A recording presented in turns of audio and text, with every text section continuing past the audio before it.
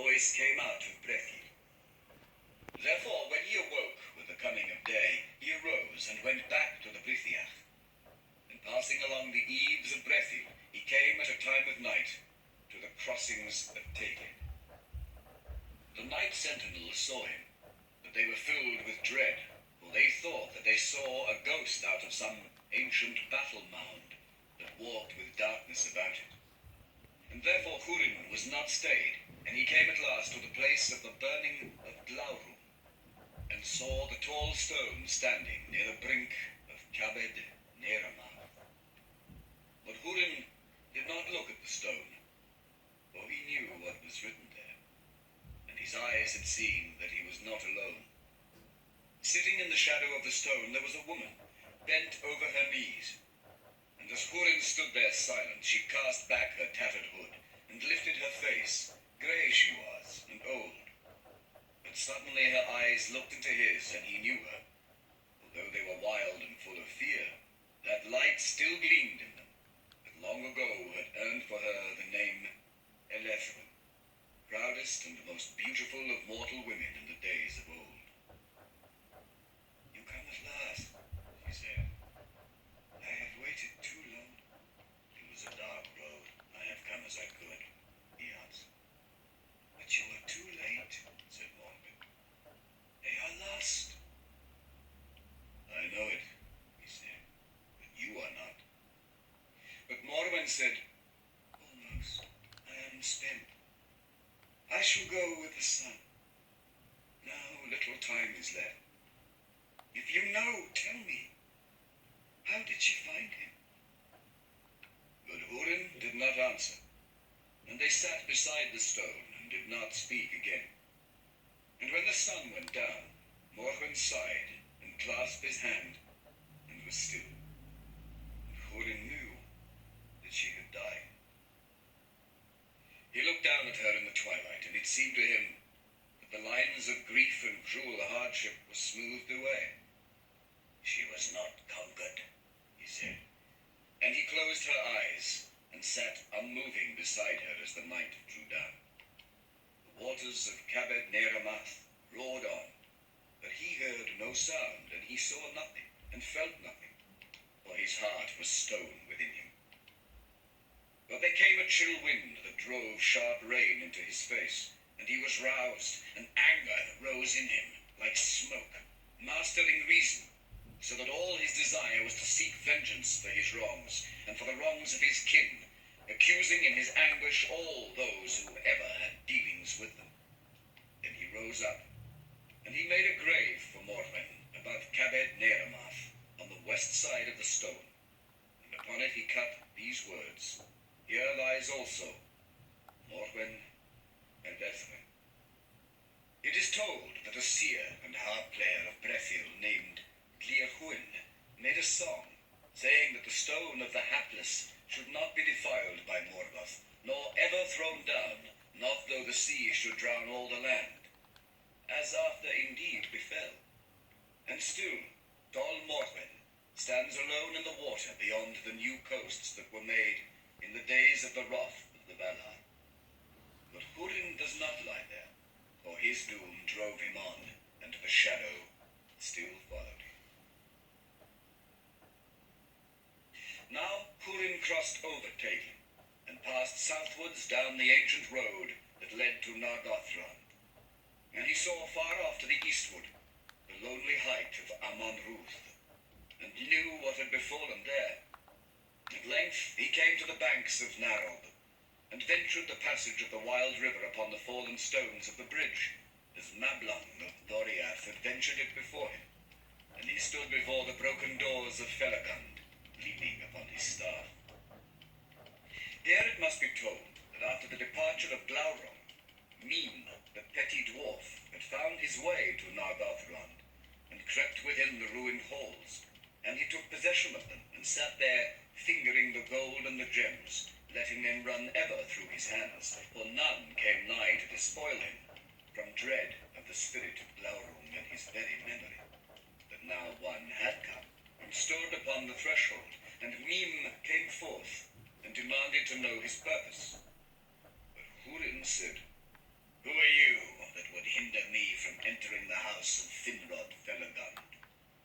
Then the dwarf answered, I am mean, and before the proud ones came from over the sea, dwarves delved the halls of Nulu Kizdin. I have but returned to take what is mine, for I am the last of my people. Then you shall enjoy your inheritance no longer, said Hurin. For I am Hurin, son of Galdor, returned from Angband. And my son was Turin Turamba, whom you have not forgotten. And he it was that slew Glaurung the dragon, who wasted these halls where now you sit. And not unknown is it to me by whom the dragon helm of Dorlomin was betrayed. Then Mim, in great fear, besought Hurin to take what he would, but to spare his life. But Hurin gave no heed to his prayer, and slew him there before the doors of Nargothrond. Then he entered in, and stayed a while in that dreadful place, where the treasures of Valinor lay strewn upon the floors in darkness and decay. But it is told that when Hurin came forth from the wreck of Nargothrond, and stood again beneath the sky, he bore with him out of all that great hoard but one thing only. Now Hurin journeyed eastward, and he came to the meres of twilight above the falls of Sirion. There he was taken by the elves that guarded the western marches of Doria, and brought before King Thingol in the 1,000 Caves. Then Thingol was filled with wonder and grief when he looked on him, and knew that grim and aged man for Hurin Thalion, a captive of Morgoth. But he greeted him fairly and showed him honor. Hurin made no answer to the king, but drew forth from beneath his cloak that one thing which he had taken with him out of Nargothrond. And that was no less a treasure than the Nauglamir, the necklace of the dwarves, that was made for Finrod Felagund long years before by the craftsmen of Nogrod and Belegost, most famed of all their works in the elder days, and prized by Finrod while he lived, above all the treasures of Nargothrond. And Hurin cast it at the feet of Thingol with wild and bitter words. Receive thou thy fee, he cried, for thy fair keeping of my children and my wife. For this is the Nauglamir, whose name is known to many among elves and men, and I bring it to thee out of the darkness of Nargothrond, where Finrod thy kinsman left it behind him when he set forth with Beren, son of Barahir, to fulfill the errand of Thingol of Doria. Then Thingol looked upon the great treasure, and knew it for the Nauglamir, and well did he understand Hurin's intent. But being filled with pity, he restrained his wrath, and endured Hurin's scorn. And at the last Melian spoke and said, Hurin Thalion, Morgoth hath bewitched thee. For he that seeth through Morgoth's eyes, willing or unwilling, seeth all things crooked. Long was Turin thy son fostered in the halls of Menegroth, and shown love and honor as the son of the king. And it was not by the king's will, nor by mine, that he came never back to Doria. And afterwards thy wife and thy daughter were harboured here with honor and goodwill. And we sought by all means that we might to dissuade Morwen from the road to Nargothrond. With the voice of Morgoth thou dost now upbraid thy friends. And hearing the words of Melian, Hurin stood moveless, and he gazed long into the eyes of the queen. And there, in Menegroth, defended still by the girdle of Melian from the darkness of the enemy, he read the truth of all that was done, and tasted at last the fullness of woe that was measured for him by Morgoth Baudlir.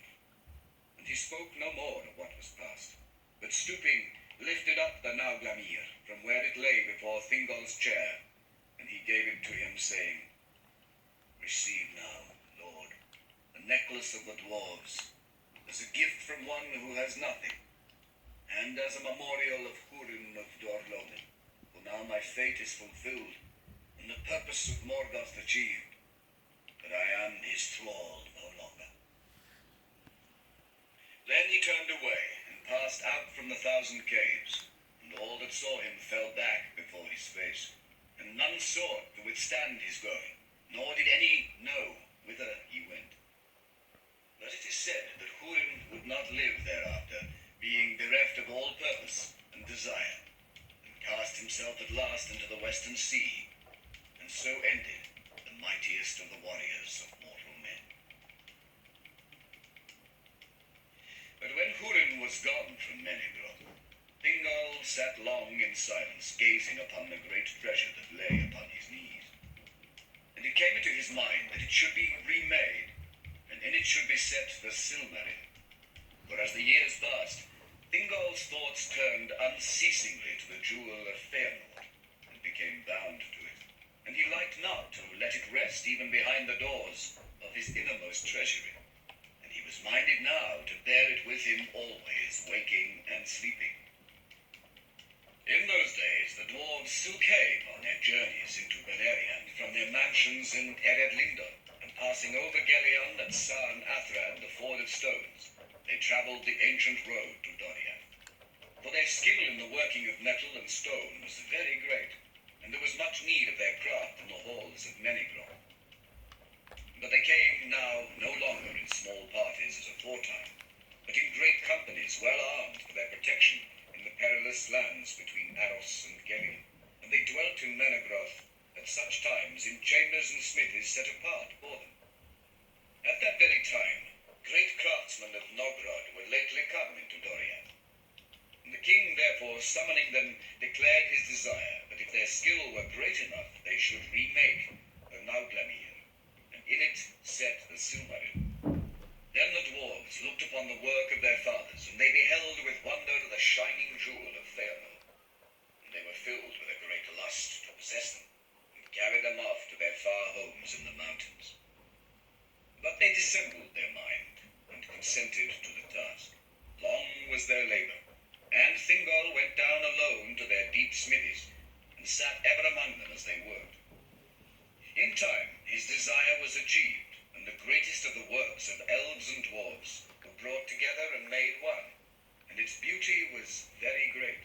For now the countless jewels of the Nauglamir did reflect and cast abroad in marvellous hues the light of the Silmaril amidmost. Then Thingol, being alone among them, made to take it up and clasp it about his neck.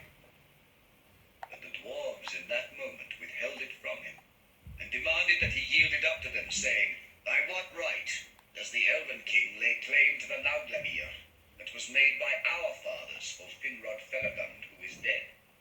It has come to him but by the hand of Hurin, the man of Dorlomin, who took it as a thief out of the darkness of Nargothrond." But Thingol perceived their hearts, and saw well that desiring the Silmaril, they sought but a pretext and fair cloak for their true intent. And in his wrath and pride he gave no heed to his peril, but spoke to them in scorn, saying, "How do ye, of uncouth race, dare to demand aught of me, Elu Thingol, Lord of Beleriand, whose life began by the waters of Cuivienen, years uncounted ere the fathers of the stunted people awoke?" And standing tall and proud among them, he bade them with shameful words be gone, unrequited, out of Doriath. Then the lust of the dwarves was kindled to rage by the words of the king, and they rose up about him, and laid hands on him, and slew him as he stood.